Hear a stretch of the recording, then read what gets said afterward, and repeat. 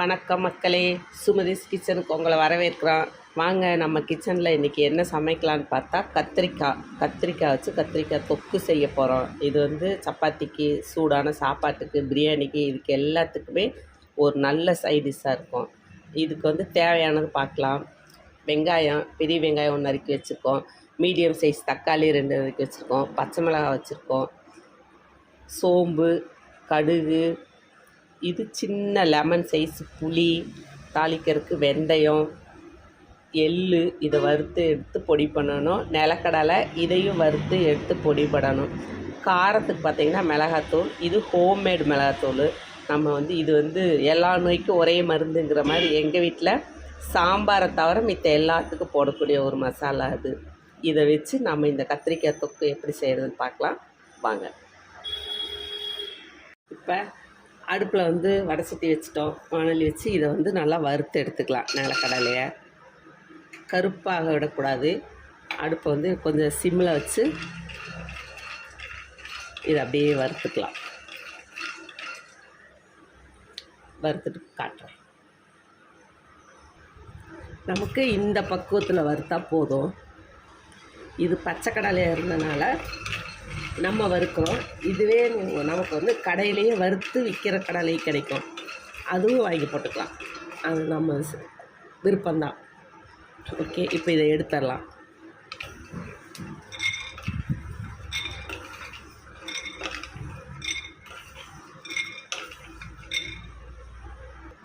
இப்போ எல்லாம் வறுத்தரலாம். அடுப்பு ஆஃப் பண்ணியாச்சு. அந்த சட்டியே நமக்கு நல்லா ஹீட்டாக இருக்கும், அதனால் அதிலே போட்டு இந்த எல்லாம் வறுத்து எடுத்துடலாம்.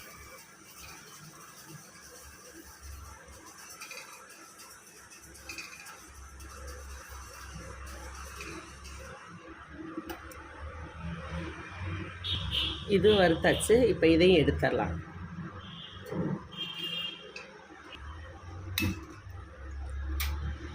இப்போ மறுபடியும் கடாயை வச்சுக்கலாம். அடுப்பில் எண்ணெய் ஊற்றிக்கலாம். நல்லெண்ணெய் ஒரு 2-3 ஸ்பூன் அளவுக்கு மேலே ஊற்றிக்கலாம். எண்ணெய் காஞ்சிருச்சு. கடுகு போட்டுக்கலாம்.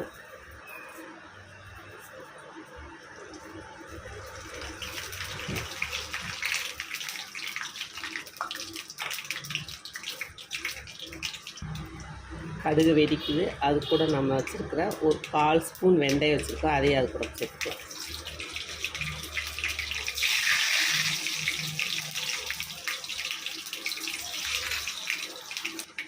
சோம்பு, அதையும் சேர்த்துக்கலாம். கருவேப்பிலை,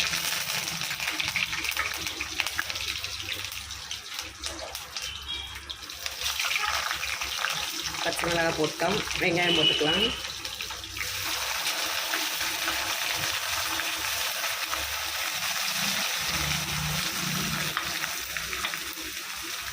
இந்த வெங்காயம் நமக்கு கொஞ்சம் நல்லா வதங்கணும். வதங்க விட்டு தான் நம்ம அடுத்து தக்காளி, காயெல்லாம் சேர்க்கணும். கொஞ்சம் நல்லா வதங்கட்டும்.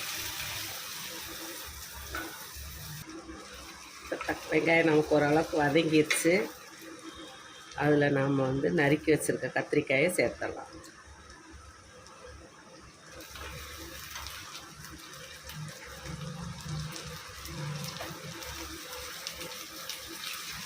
இது இப்படியே நல்லா கொஞ்சம் உப்பையும் போட்டு இந்த எண்ணெயிலேயே நல்லா வதக்கி விடுவோம். வேகட்டும்.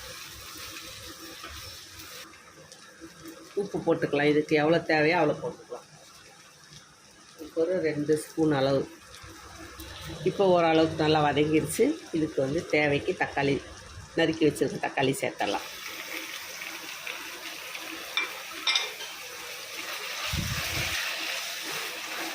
இது ஃபுல்லாக நல்லா வதங்கட்டும். ஒரு மூடி போட்டு மூடி வச்சிடலாம். நிலக்கடலை இந்த மாதிரி இருக்கணும். ஃபுல் தோல் எடுக்க தேவையில்லை. ஓரளவுக்கு 1-2 எடுத்து க்ளீன் பண்ணி எடுத்து வச்சுக்கலாம். அது கூட நம்ம வறுத்து வச்சுருந்த எல்லையும் சேர்த்து அரைச்சிட்டு வந்துடலாம்.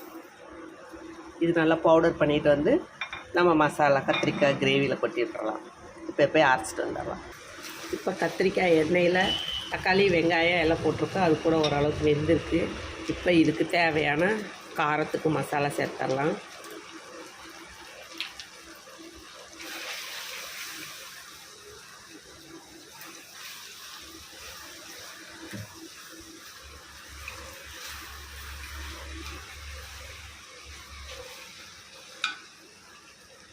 கொஞ்சம் தண்ணி விட்டு இதை மூடி வச்சிடலாம்.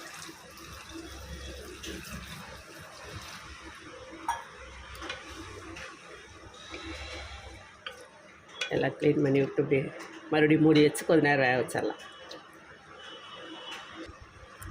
கத்திரிக்காய் கொதி வந்துடுச்சு. இப்போ நம்ம கரைச்சி வச்சுருக்க புளி கரைசலை அது கூட சேர்த்துடலாம்.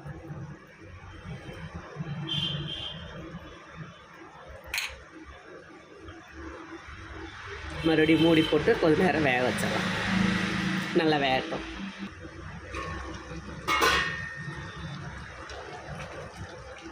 கத்திரிக்காய் ஒரு 80% வெந்துருச்சு.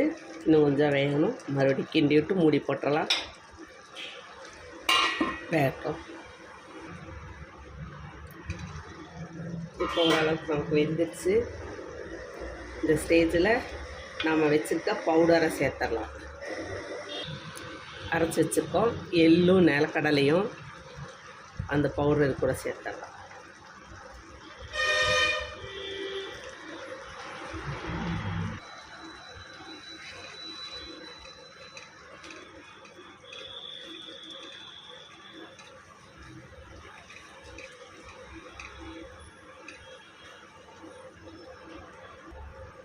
அப்படியே மறுபடியும் மூடி போட்டு இது நல்லா இன்னும் ட்ரை ஆக வரைக்கும் நம்ம வேக வச்சுக்கலாம்.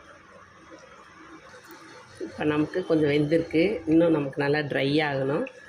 அதனால் இன்னும் அடுப்பில் கொஞ்சம் நேரம் வச்சுருவோம். மூடி போட்டு நல்லா ட்ரை ஆகட்டும். நமக்கு கத்திரிக்காய் கூட்டு ஜம்முன்னு தயாராகிடுச்சு. இது நல்லா சுட சுட சாதம், சப்பாத்தி, பிரியாணிக்கு, கிரேவிக்கு, இட்லிக்கு கூட தொட்டுக்கலாம். நல்லாயிருக்கும். புளியெல்லாம் போட்டிருக்கனால. ஓகே, இது மாதிரி வேற ஒரு டிஷ்ஷில் சந்திப்போம். இது மாதிரி ஜாலியாக சமைங்க, சந்தோஷமாக சாப்பிடுங்க. நன்றி மக்களே, வணக்கம். மறுபடியும் வேற ஒரு இதே மாதிரி புதுசாக ஒரு ரெசிபியில் சந்திப்போம். நன்றி, வணக்கம்.